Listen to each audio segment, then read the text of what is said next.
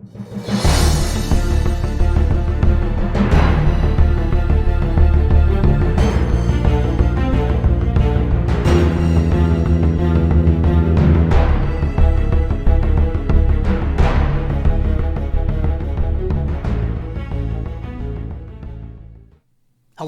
and welcome to another episode of Critical Political Thinking.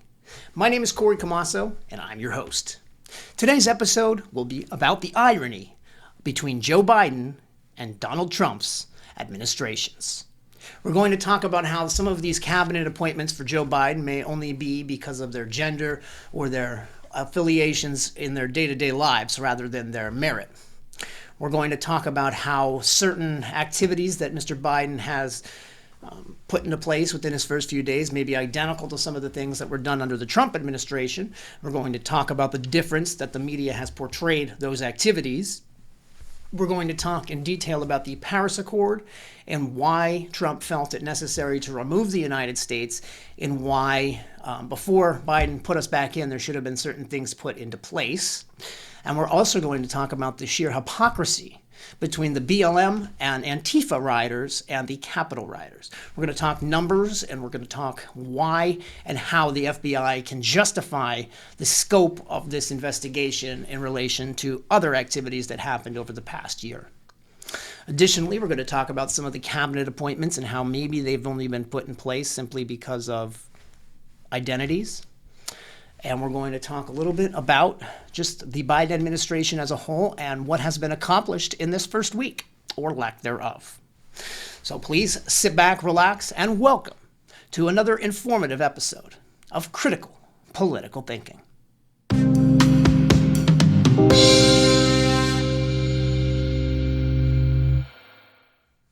Hello, and welcome to another episode of Critical Political Thinking. My name is Corey Camasso.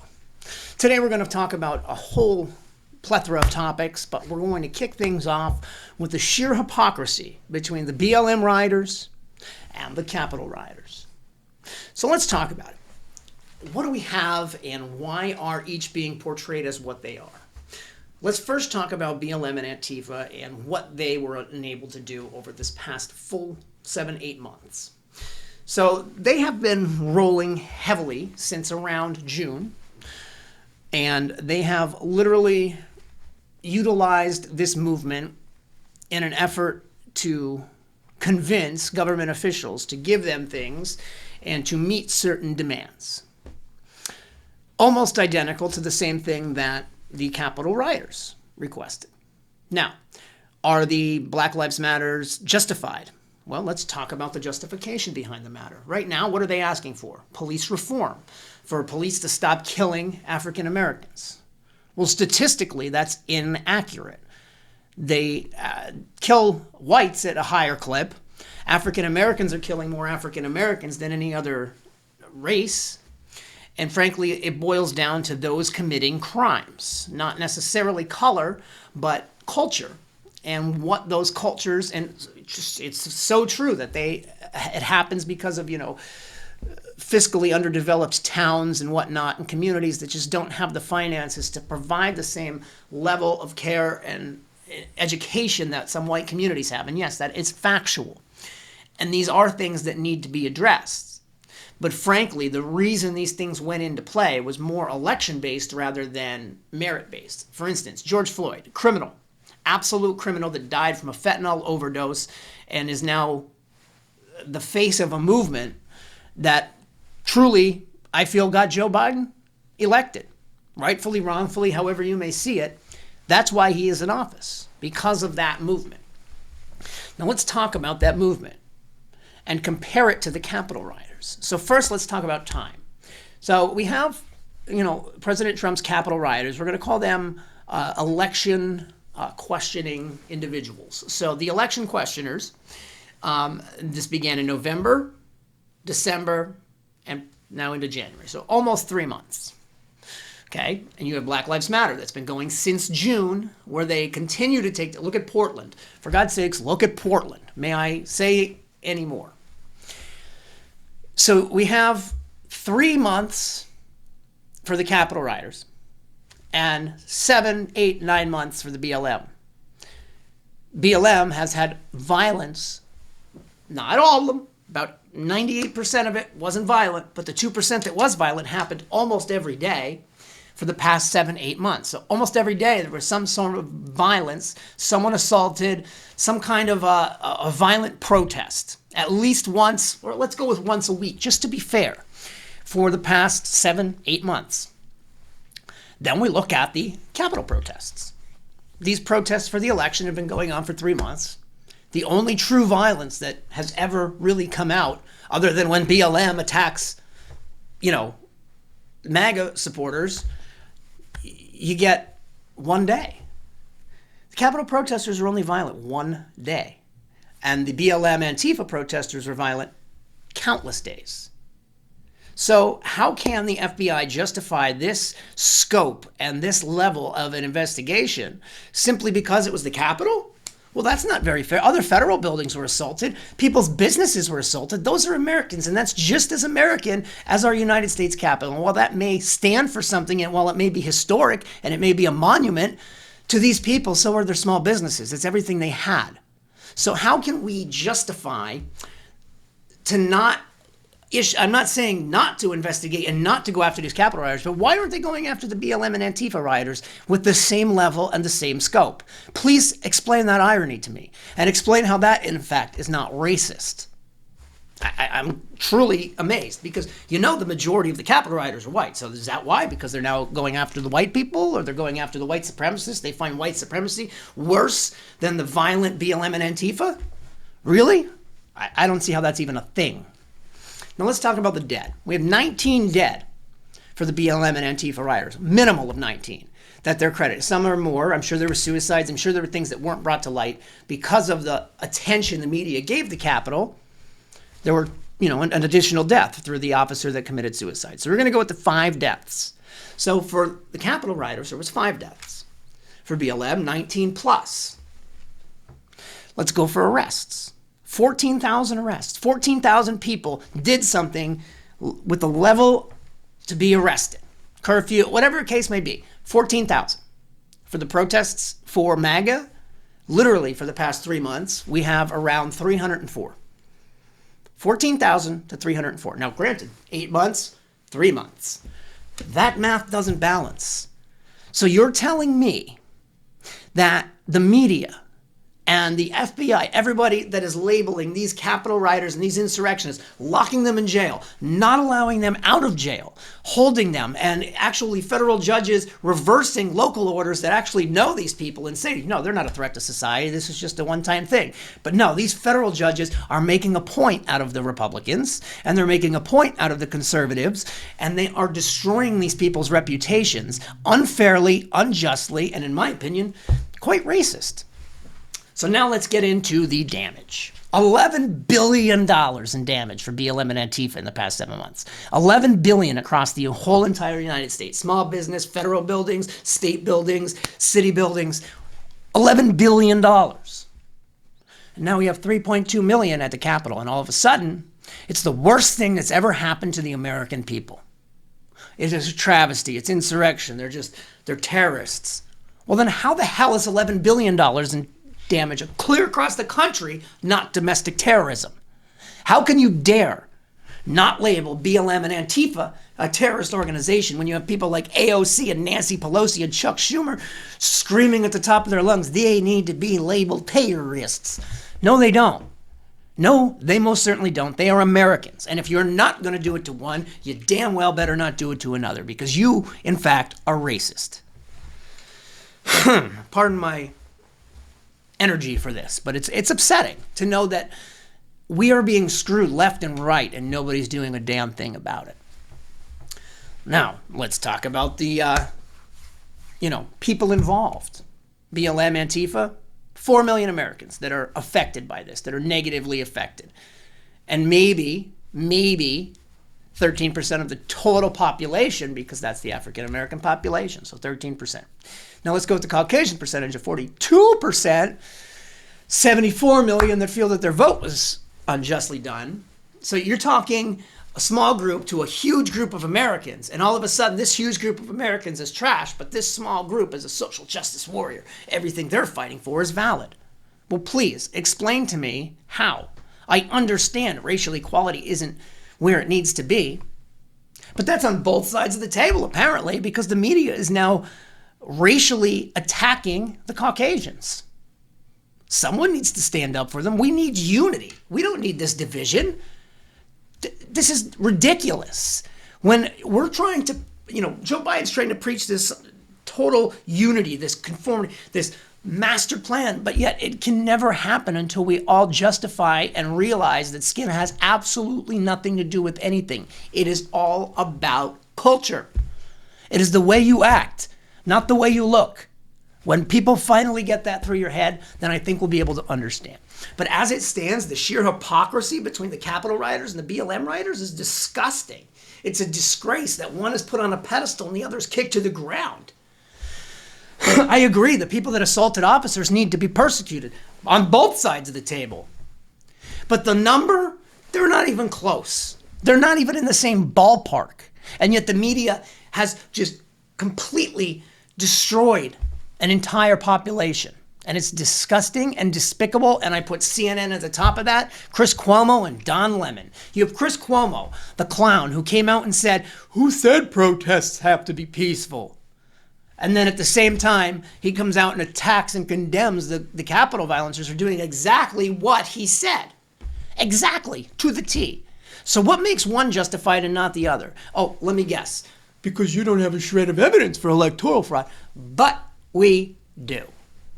You can deny it all you want. You can claim it's not there. But just because judges didn't give it the time of day doesn't mean it didn't exist. We live in Luzerne County. Kids for Cash, look it up. How can we not say that that same exact thing isn't happening at a federal level in these courts when push came to shove? There was enough statistical anomaly that it should have at least been looked into. There should have at least been some kind of credible transparency, and there wasn't. And the fact that there wasn't lends credibility to the fact that there was something wrong with that election. And if you doubt that, prove it by allowing it to go to court and allowing our case to be heard. That's all I ask. I don't think that's much to ask. Let's continue on this hypocrisy while we're at it. So let's talk about the Muslim travel ban, that xenophobic Muslim travel ban that the Trump administration put into place. And Joe Biden, that's so xenophobic, we can't do that. Well, guess what the Biden administration did within the first week of being in place, mind you, within the first week, and on top of that, I apologize, not the Muslim ban, the travel ban for COVID. Pardon my language. The travel ban for COVID. So, this was xenophobic to put these travel bans in place to stop people from coming into our country regardless. They're this, that, and the other thing. And yet the Biden administration within the first week re-administered the policy that the Trump administration even lifted because they were being attacked so much. Now they put it in place, and all of a sudden, the media now claims, well, that's amazing. Joe Biden is such a COVID warrior. Are you kidding? If you cannot see that idiotic hypocrisy, then I don't know what you're watching. And maybe you do deserve to be a sheep because, frankly, you're blind. That's all there is to that. I mean, really, that's all there is to that. I just don't understand. So, and now we have, let's see here, the mask mandate, the federal mask mandate. That was already in place. I don't know if you know it or not, but when you go in public, you have to wear a mask. When you go into someone's business, 9 times out of 10, out of respect, they ask you to wear a mask. So how is it now all of a sudden that Joe Biden just says it, and because he says something that everyone's already been doing, he is now the master and the leader that everyone needed? Can you be any more of a joke and pat someone on the back for doing absolutely nothing? Now let's talk about those bills and those executive orders that mean absolutely nothing, mind you. An executive order is something that the president writes on a piece of paper and says, I'd like this to happen. But it still has to go through a system of checks and balances. There still needs to be legislature drafted on it. So what you need to understand is, all these things are great, but they're just meaningless pieces of paper until something valid and positive happens for America. And out of the 20-some executive orders, I guarantee you a minimum of 20 are not going to benefit America in the end. And while you may think they're great because they help this, they help that, they're social warrior, at the end of the day, America will be screwed because of them. Mark my words. Let's take the Paris Accord, for example. What is the Paris Accord? The Paris Accord is a group of basically the United nations, like I think it's like 170 or 190 nations that got together and they formed a plan. Now, each country was enabled to put their own plan into effect. The Obama administration put theirs into effect so much so that it was so detrimental to the United States. Not that it was detrimental to the climate. It's what needs to be done, don't get me wrong. But the way that it's put into place is basically, we're going to do all of this right now, and every other country's plans that they put into place aren't even going to come close to what we're doing.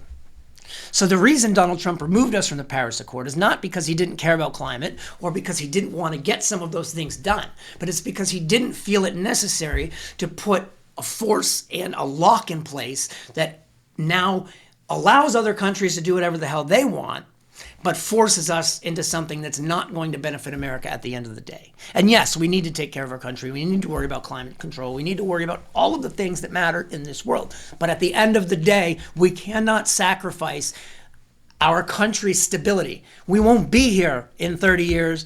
Other countries will dominate and take us over if we lose the fiscal power that we have that generates the army that we're now going to be cutting by substantial amounts thanks to the Biden administration. Like, I just don't understand how America doesn't see that what he's doing is simply appeasing every other country to silence them enough so that they can profit. That's all the Democrats want, is to profit and for personal power and personal money at the end of the day.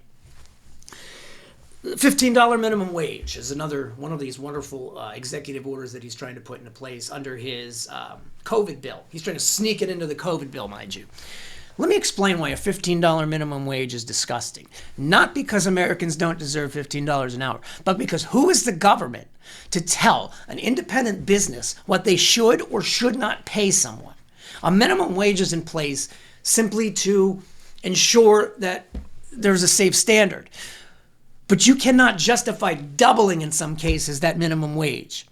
You can't do that overnight. It is going to destroy small business. But wait a minute. Isn't that what they're doing with their COVID restrictions? Isn't that what they've been doing all along? Wait, isn't that what they want? You got it. They don't want small business. They want central control, government central control over all big business. And that's what socialism is, people. And you don't even realize. You think all these things are to benefit America? They're all coming together in one giant socialist plan. And we are so screwed, you don't even realize it. You need to stop allowing these things to happen. You need to call out the media's hypocrisy on the fact that they are literally praising the Biden administration for doing the opposite of good. And it's disgusting and despicable. For instance, Biden administration has put Rachel Levine as the assistant to the Secretary of Health. Do we know who Rachel Levine is, America? I know here in Pennsylvania because he is personally responsible for the death of over 20,000 of our great Americans while removing her own mother. Well, let's talk about it. So you have Rachel Levine. This is a transgender individual, used to be a man, Richard Levine. Dr. Richard Levine has a family, a child, the whole nine. One day woke up and decided, not going to be a man anymore, I'm going to be a woman. Now, this is someone that, mind you, that is in control of the health field. And up until maybe 2-3 years ago in the health field, this was considered gender dysmorphia and was a mental disorder, a problem, something wrong in the brain. Now, obviously, through social justice warriors, that's all changed. But at the end of the day, that's someone who is in control of science that doesn't accept science. Bottom line. So we have Rachel Levine, as she would like to be called now, and we will respect that. Rachel Levine, but we will not respect her as the job that she has done. She, Cuomo, Murphy, they all signed these bills that literally forced elderly into nursing homes, even if they had COVID, which was a death sentence for everyone else in that nursing home, mind you. Before this was signed, she immediately removed her mother from the nursing homes, knowing damn well what was going to happen. Why did they do this? Did they want to bolster the numbers, to show that COVID's bad, to force a lockdown, to force the election to be changed, to get Donald Trump? Was it that bad that Donald Trump was in office? Was he showing America just what's wrong with it so fast, and so much so that he was draining the swamp to a level where they just couldn't stand it? They had to force one fake impeachment, now force a second impeachment based over a single protest that wasn't anywhere near as bad as some of the BLM protests and riots. It's disgusting, it's despicable, and if you don't see the sheer irony in all of this, all circling back, I don't know how to explain it to you. But America, we're in trouble. We are certainly in trouble. And I don't know how we're going to get out of this unless we, as conservatives, as independents, rise up and say, no, we're not going to take it. And I'm not saying rise up violently. We cannot use violence. It's never going to work. They're going to attack you for trying. You need to use your brain. You need to use your government powers. You need to go to your senator's office. You need to go to your representative's office, sit down with them and explain to them your situation and see what they truthfully say. And if they're not the person for you, vote them out. Now, it's awful. We can't even trust our electoral system anymore. But what we can do is make sure that we don't allow what happened to happen again. We need to go in and ensure these mail-in ballots don't ever happen again. And the only way to do that is to get involved, and to get involved in your local government and do it now. You can't wait. You can't hope somebody else comes about. It's just not going to happen. We need to make sure we're doing these things, and we're doing them now.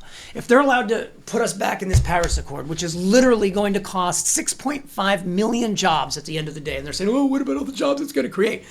Windmills don't really require that many people. Solar panels don't really require that many people. So let me tell you, the 6.5 million jobs that are gone, only 2.2 million are coming back. And out of which they're not going to pay anywhere near the same, because the generation costs and what we're selling we're not going to be able to source this energy. We're barely even going to be able to make it. On top of that, we're talking $3 trillion in economic loss at a time when we're handing out trillions for a stimulus. We can't afford to lose any more $1 trillion. We're already farther in debt than we can afford. And by Joe Biden trying to appease this stupid Paris Accord by signing us back up, yes, we need to worry about climate change, but no, we don't need to worry about it so much so that it destroys our country. It's going to cost the average individual, this is where it's going to cost you $7,000 per family annually to meet the requirements, is what it's going to end up costing at the end of the day. I don't think your electric bill costs that much currently.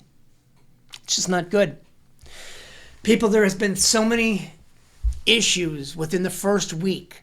On top of that, there have been so many on the other side now labeled and attacked simply for doing the same thing that the left has been doing all summer. We need to stop the hypocrisy. We need to stand up against the irony. That's exactly why we created this channel in the first place, and we hope that you share this video, understand its content, and get it out there. You know the YouTube algorithms are not going to share this video. Facebook will not share this video. You need to do it. We will rely on you. Please help us share this information and get the truth out there. My name is Corey Camasso, and this is Critical Political Thinking. Please like, please subscribe, and please ring that notification bell. You don't know how much that helps us. I mean, we are a non-paid, non-monetized channel. We aren't paid for our services. Everything we do because we feel it's our duty to our country.